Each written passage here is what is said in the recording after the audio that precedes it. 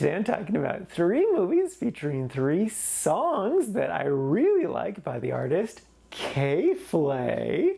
And the names of those 3 movies are Like a Boss, The Tax Collector, and Naomi and Ely's No Kiss List.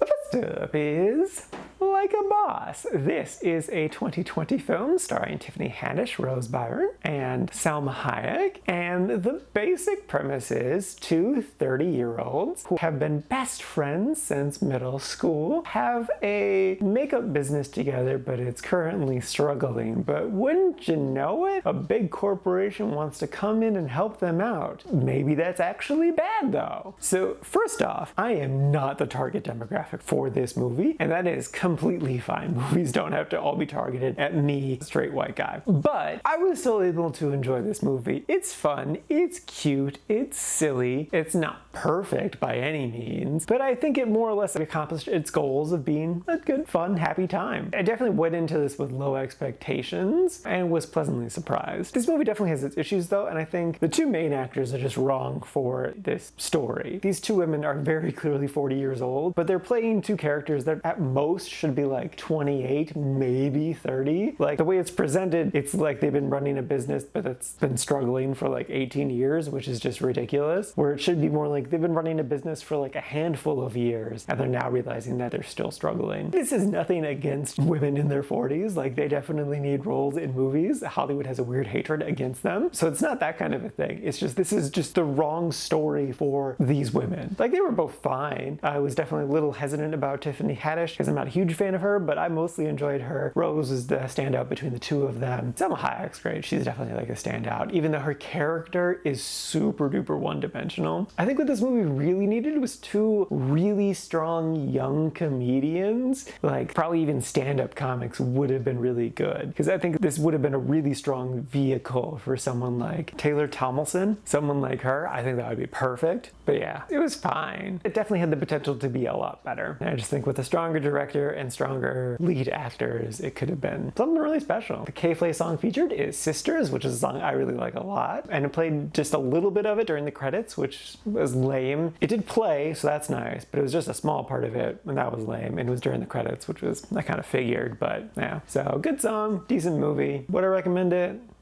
If you want a harmless, fun little movie, it's a harmless, fun little movie. Next up is The Tax Collector. This is a 2020 film featuring Shia LaBeouf, directed by David Ayer, the guy who did the first Suicide Squad movie. And this movie is bad. The basic premise is really silly. So you know how gangs like to protect stores, so they make the store pay them for protection? That's basically what these guys do, except it's to gangs. And it's just like 2 guys and then their boss that you don't see. Wait, did we see him? Oh yeah, it's Jimmy Smits. But we didn't see Jimmy Smits. Did we? I really stopped paying attention to this movie. So this movie is a mess. I will give it credit. It did keep my attention for a while, but the issue is that it was incredibly aimless. Like it almost felt like it wanted to be a video game of just like, let's go do this mission, and let's go do this mission, and let's go do this mission. And it was a long, long time until we got any sort of like direction of like, there's some money missing. But it wasn't actually, the money missing wasn't the story. It was like this rival gang thing that was coming in. They're the issue, but it's like, why are they actually a threat? How are they actually a threat? Nothing really makes sense. It's just trying really, really hard to be cool. Like, look how cool that poster is. Isn't that so cool? It's not, but that's basically the entire movie. So I really didn't care for it. It wasn't a good movie. It was just a big old mess of a film. I will give it credit though. Its K.Flay song is Blood in the Cut, which is a really great song. Unfortunately, I must have like zoned out, or like the song's not actually in the movie. Like I was expecting it to happen at some point, but I didn't hear it. I didn't hear it, like even during the credits. Though to be fair, I did go to the bathroom during the credits, but that's like 20 feet away. So like, I don't know. So yes, this movie's terrible. I don't recommend it. And lastly is Naomi and Eli's No Kiss List. Yes, this movie is just as terrible as that name and this poster would suggest. Though, I do think there is an audience for this movie. So the basic premise is Victoria Justice plays this young adult who has a childhood best friend who she's madly in love with, but unfortunately he's gay and a big old slut, and she's a virgin and straight. And that's about it. That's kind of the whole thing, is her just longing after her gay best friend, who she doesn't accept as gay. So yeah, I almost instantly wanted to turn this movie off as soon as I started it, but I'm like, no, we gotta give this movie a chance. We can do it. I can get through it. And then after like 10 minutes, I'm like, okay, we're just gonna go until the song happens and then we'll shut it off. And then I finally got to the song, which was So Fast, So Maybe, which is a really, really good song. I like the song a lot. So once the song did happen, which they played a lot of it to their credit, it filled up like an entire montage, and I'm like, this is great. It's a long montage. I'm just having lots of fun. And so then once it was done, I was like, okay, maybe I don't want to stop this movie. But then 5 more minutes went by and I'm like, no, it's still terrible. I need to stop watching this right now. So I did. So yeah, this movie is truly awful, but I do think there is an audience for this movie. And I think it's people who really like Victoria Justice. So like people who grew up with her Nickelodeon shows and just really like her. I don't fault Victoria. I've seen her in a couple bad movies and those movies are terrible, but it's never really her fault. Like, she is obviously very pretty, but she also has a lot of charm and she can take the lead of a film. She's not some amazing actor, but she can definitely do like certain characters definitely well. I think she just needs a good director and a good script to really shine. This instance is neither of those things. This is just terrible. So in general, like 99.99% of people, I don't recommend this movie to, but if you're a big old fan of Victoria Justice and you haven't seen it, it's probably worth a watch. I hated it, but you'll probably enjoy it at least a little bit.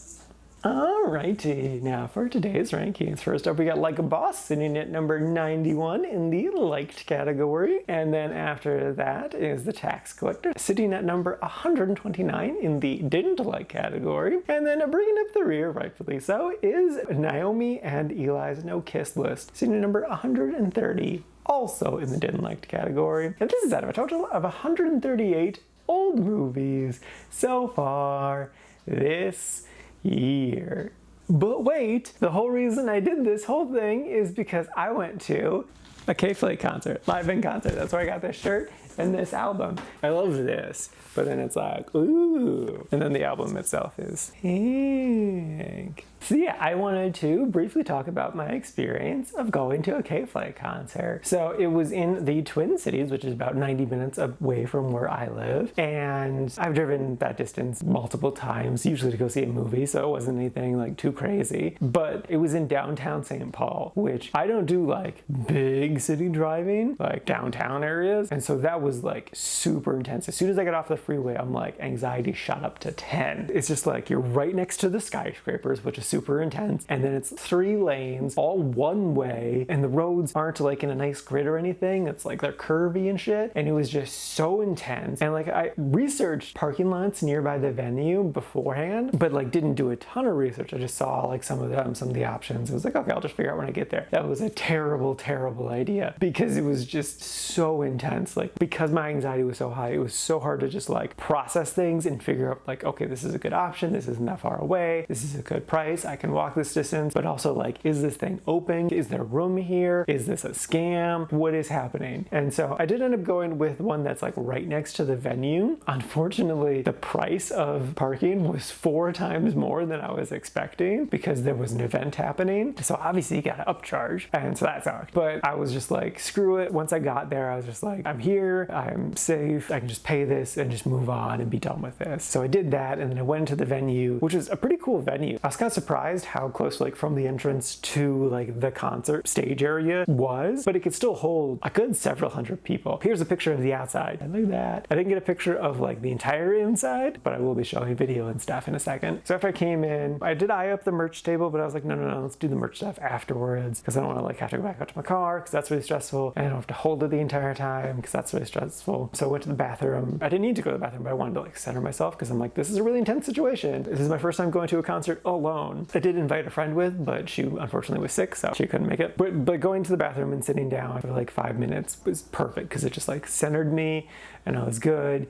and it was calm. It was a nice escape. So I got up, I went back to the main floor area. It was about 10 minutes before the first show. It was Jack Keys was first, who I didn't listen to any of his music prior to, but he was pretty good. If you've never heard of him, he kind of feels like lots of like emo mid-aughts music, kind of like Green Day meets Weezer, sort of. I think his acoustic stuff where he talks about sobriety is a lot better than his more punk stuff talking about drinking, because he is sober now. So I think that's part of it. Like, you can feel the heart of it a little bit too. Plus, it was really funny because he seemed nervous, and it wasn't like because this is his first time performing, but it was because his grandparents were in the audience as well as a bunch of his cousins. He told us about it, so that's why he was nervous, and that was really funny. He didn't say that he was nervous, but it was clear that he was nervous. But yeah, he was decent. And then after, I think it was like half an hour break, then it was K.Flay's turn, and she was incredible. The whole thing was just, it was something else. Like, I've gone to a good handful of concerts, but there were so many things about her performance. She is such a performer that really truly elevated it. Like, the light show was so incredible. And I think the kind of perfect way to describe the whole show was that it felt like it was choreographed. And I mean this as a compliment. And it was in like a meticulously thought out and planned out, like even like little movements were thought of beforehand to basically just kind of guarantee that this is the best thing that it could possibly be. And I could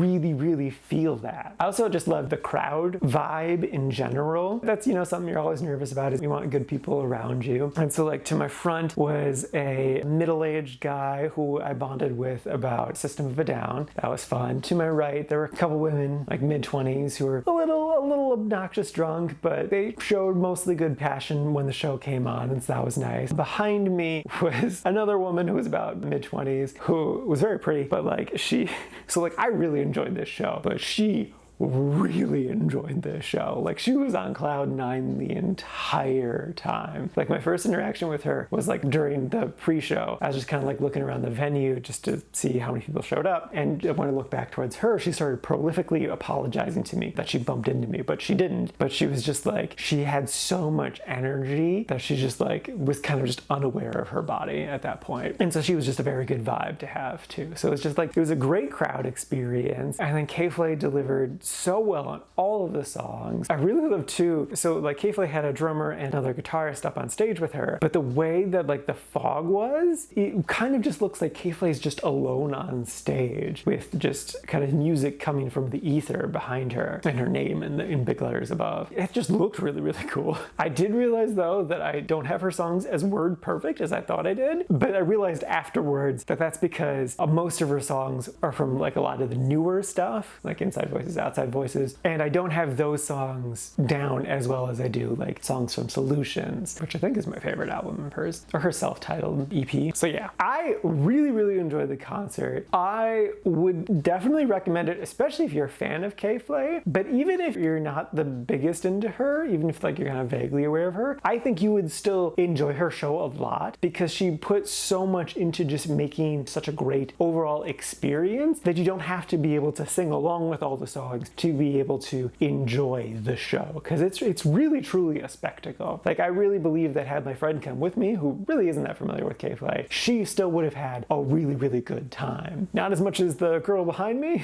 because I don't think anyone else in the audience had as good a time as she did, but oh my god, I forgot about the middle-aged guy. His wife was there, and then his son was there, who was clearly into K.Flay, and then his friend was there, and so like everyone was like into the music, bouncing along, except for the friend, who just like stoically stood there the entire time, because he was too cool, even though like it's such a vibe, it's such an experience, it's such a good time. So yes, love the show, without a doubt recommend it. Not necessarily the movies I talked about today, but her music and her concert, yes.